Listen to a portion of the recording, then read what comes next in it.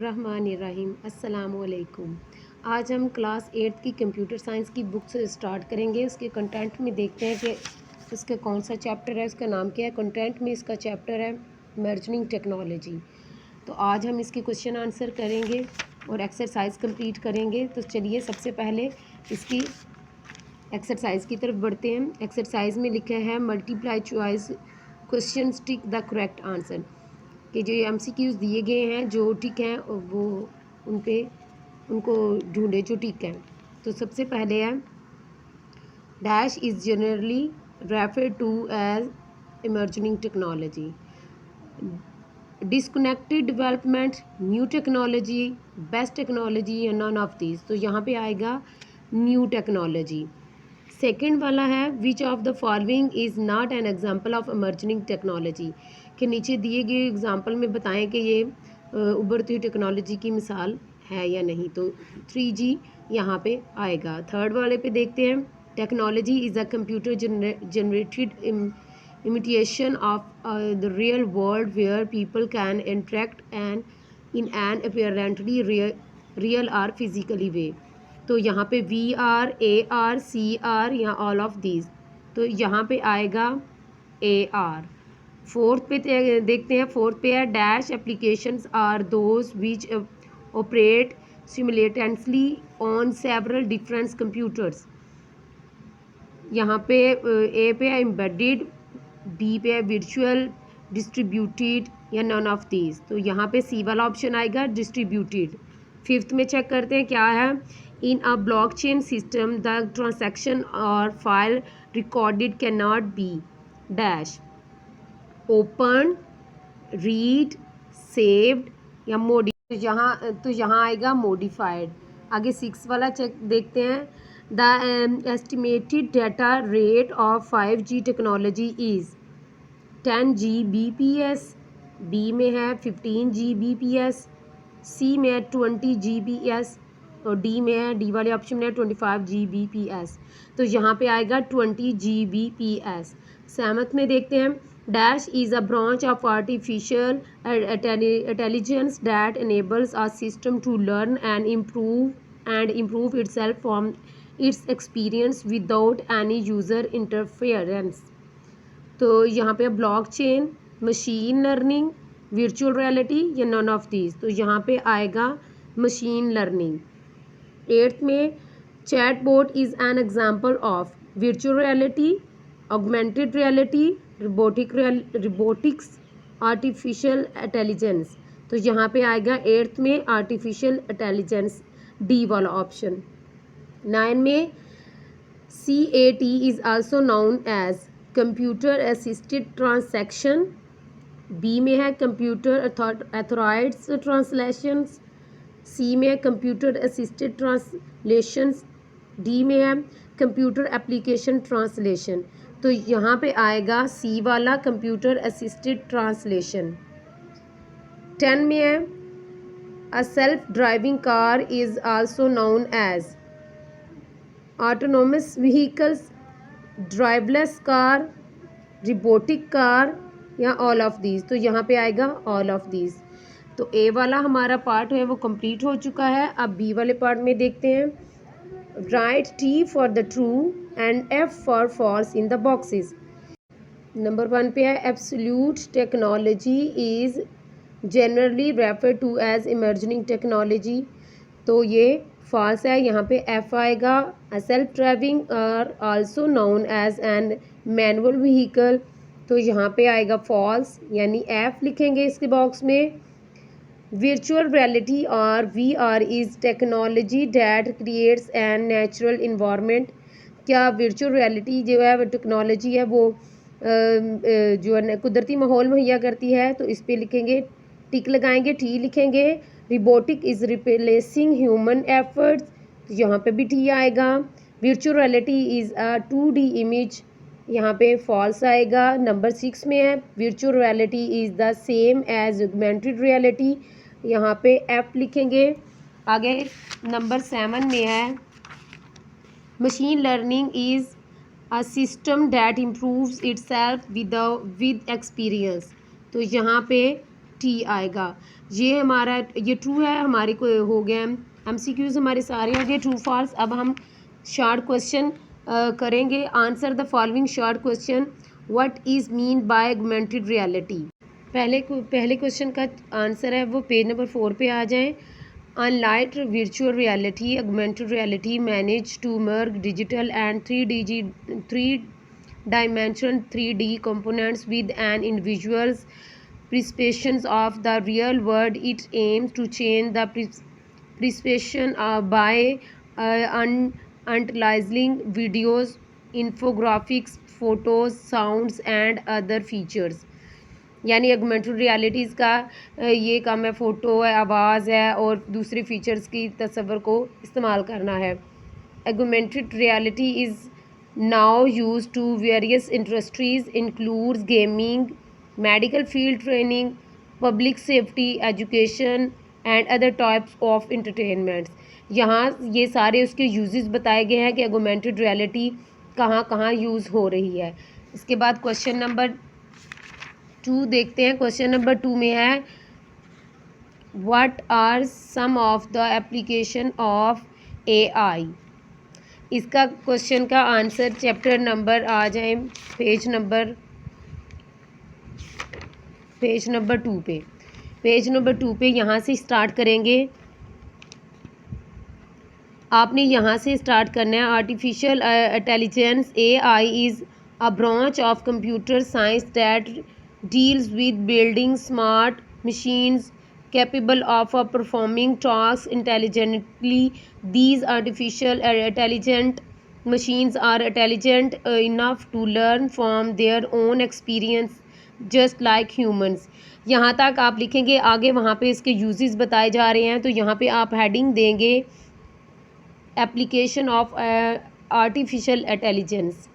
यहाँ पे आपने ये हेडिंग देनी है और जो लफ्ज़ मैंने अंडरलाइन किए हैं आपने उन्हें पॉइंट में लिखना है। Point number 1, point number 2, point number 3। तो सबसे पहले आप इसकी सेल्फ ड्राइविंग कार का देंगे हेडिंग, फिर उसके बाद एक्सपर्ट सिस्टम, नेचुरल लैंग्वेज, फिर processing, computer vision, chatbots, gaming, marketing, social media and navigation control. यहाँ तक आपने इसकी हेडिंग देनी है। फिर artificial intelligence will influence every field of life, यानी इसका जो आर्टिफिशियल इंटेलिजेंस का है वो हर ज़िंदगी के हर फील्ड में उसका असर हो रहा है। In the near future and we will also lead towards more inventions, यानी मुस्तकबिल में हम इससे मुतल्लिक कई ज़्यादा इजादात देखेंगे। तो यहाँ से लेके यहाँ तक क्वेश्चन नंबर 2 का आंसर होगा। क्वेश्चन नंबर 3 चेक करते हैं। क्वेश्चन नंबर 3 है व्हाट इज़ होलोग्राफिक इमेजिंग। यहाँ क्वेश्चन नंबर 3 का आंसर पेज नंबर 3 पे है। Holographic imaging, a 3D hologram is a 3D projection of a 3D recorded image that match almost exactly with the original object. You do not need to use 3D glasses to see these image. 3D holographic image is commonly used to meeting, exhibitions, education, military mapping, medical, art, product presentations, museum and many more. तीसरे question का answer यहाँ से यहाँ तक आएगा। आगे question number 4 check करते हैं। क्वेश्चन नंबर 4 है what are the primary difficulties in robotics. ये पेज नंबर 2 पे है। पेज नंबर 2 पे आए वापस। पेज नंबर 2 के यहाँ पे है रोबोटिक्स है टॉपिक। वहाँ क्वेश्चन नंबर 4 का आंसर पेज नंबर 2 पे है। The branch of engineering that is used to manufacture intelligent machines to assist humans in different tasks is called robot. These intelligent machines are called robots. They have a wide range of uses in almost all areas of life. These intelligent machines interact with their surrounding and can take a variety of action. These machines cannot only perform various tasks without human interference, but they can also help human perform their tasks more efficiently. Robots are used, अब आगे उन्होंने robots के function बताए हैं, उनके काम बताए हैं कि वो किन किन चीज़ों में आजकल रिबोट्स यूज़ हो रहे हैं. Robots are use in a manufacturing, mining, logistic, health care and kitchen, land mine detection and many other areas. We will soon see robots everywhere. तो यहाँ से यहाँ तक क्वेश्चन नंबर 4 का आंसर आएगा. यहाँ से यहाँ तक आपने निशान लगा लेना है. आगे क्वेश्चन नंबर 5 है. क्वेश्चन नंबर 5 है, what are the other names used for self driving car. Self driving car के लिए कोई और दूसरे नाम यूज़ कर सकते हैं, वो बताएं. तो पेज नंबर 2 और 3 पे इसका आंसर है. वापस पेज नंबर 2 पे आएंगे. क्वेश्चन नंबर 5 पेज नंबर 2 पे है. यहाँ से सेल्फ ड्राइविंग कार से स्टार्ट है. A self driving car is also known as an autonomous vehicles, AV, driverless car और रोबोटिक कार. यहाँ से लेके पेज नंबर 3 के ऊपर पार्ट तक आएंगे. यहाँ तक टोटली ऑटोनोमस, यहाँ तक हम क्वेश्चन नंबर 5 का आंसर लगा लेंगे. आगे क्वेश्चन नंबर 6 है. क्वेश्चन नंबर 6 में है, state the application of 3D imaging. Question number 6 का आंसर है, यहाँ से पेज नंबर 3 पे है. 3D imaging is a technique for giving depth to an image. Simple images are created on a 2D plane with height and width, whereas 3D imaging gives the third dimension of depth to the images also. यहाँ से आपने यहाँ से लिखना है यहाँ तक dimensions, item इन 3 dimensions, यहाँ तक आपने लिख लेना. आगे आपने हेडिंग देनी है. प्यारे बच्चों, आपको इसलिए हेडिंग का कहा जाता है, आपको मैं इसलिए बताती हूँ कि हेडिंग इसलिए बता रही हूँ कि जब आप हेडिंग दे के लिखते हैं ना, तो चेक करने वाले पे बहुत अच्छा इम्पैक्ट पड़ता है. तो वो देख के उन्हें पता चलता है कि बच्चा बहुत लायक है, उसने कितने खूबसूरती से अपने क्वेश्चन का आंसर यहाँ पे लिखा है. तो आपने हेडिंग दे लेनी है, एप्लीकेशन ऑफ 3D इमेजिंग. तो जिन वर्ड को मैंने अंडरलाइन किया है उनकी आपने हेडिंग देनी है. हेडिंग नंबर 1 है कंप्यूटर टोमोग्राफ, यहाँ पे फिर आगे 3D लेज़र. ये जितने भी वर्ड मैंने आपको अंडरलाइन किया के दिखाए हैं, आपने उनको हेडिंग में लिख लेना है. आगे क्वेश्चन नंबर 7 का आंसर हम देखते हैं. क्वेश्चन नंबर 7 है, which device is use to experience virtual reality. ये पेज नंबर 3 और 4 पे इसका आंसर है. तो पेज नंबर 3 और 4 पे आते हैं.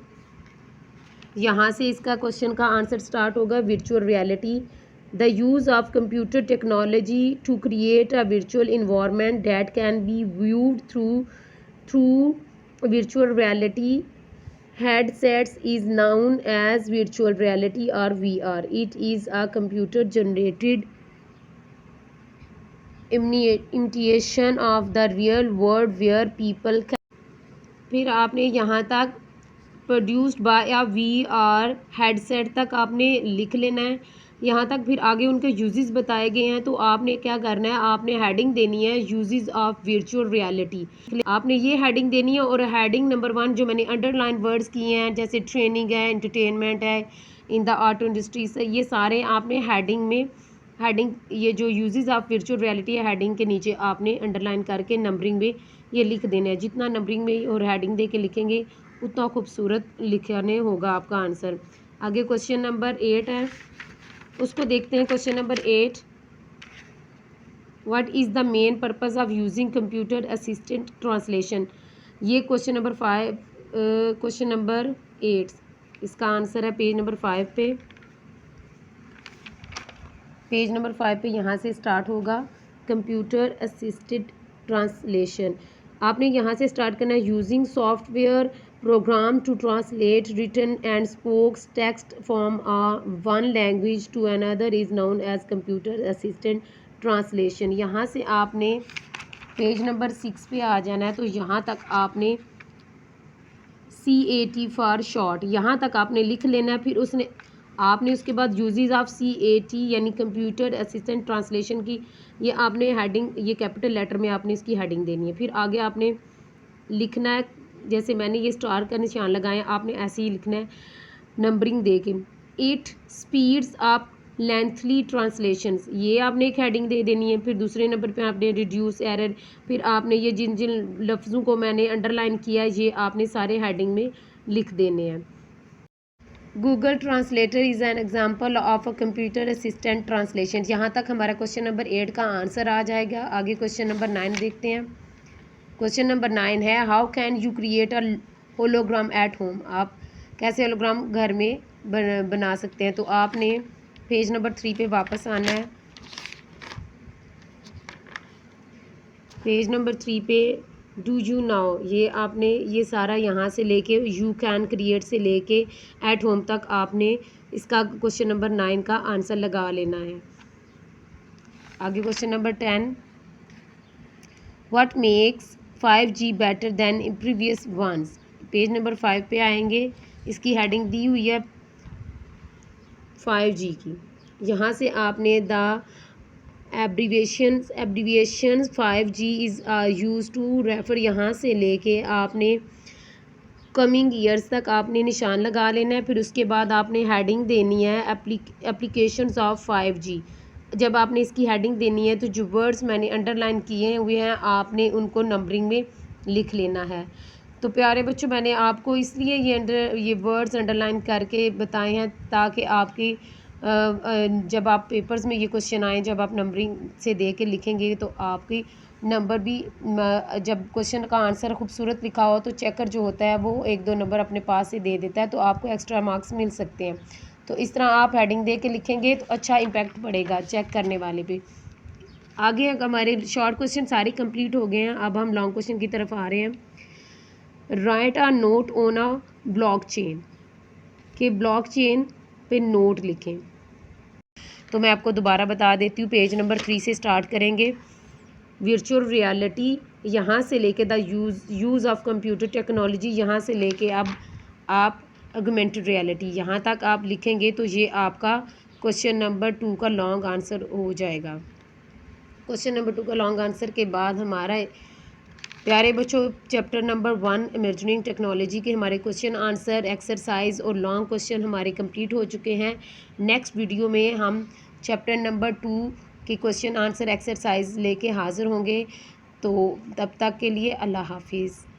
क्वेश्चन नंबर 10 ब्लॉक चेन का आंसर पेज नंबर 4 पे है और यहाँ से स्टार्ट कर आप निशान लगाएंगे। लॉन्ग क्वेश्चन है block chain is a method of a storing, यहाँ से आपने निशान लगाना स्टार्ट करना है और आगे पेज नंबर 5 के टॉप पे आएंगे तो यहाँ तक आपने निशान लगा लेना है, यहाँ तक।